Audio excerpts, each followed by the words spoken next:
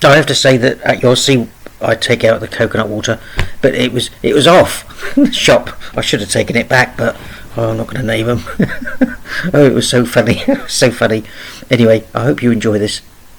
Right, now here is the coconut. Now what we're going to do is we've got here a corkscrew, and I'm going to put the corkscrew in here, and we're going to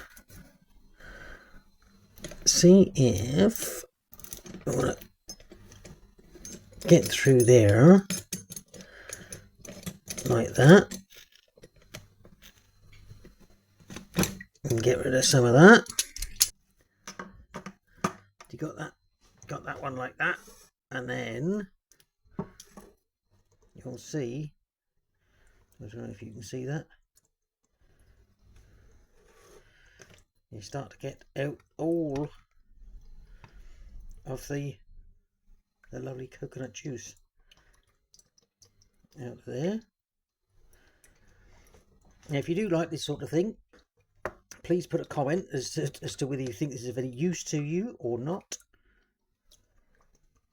and don't forget to like and subscribe.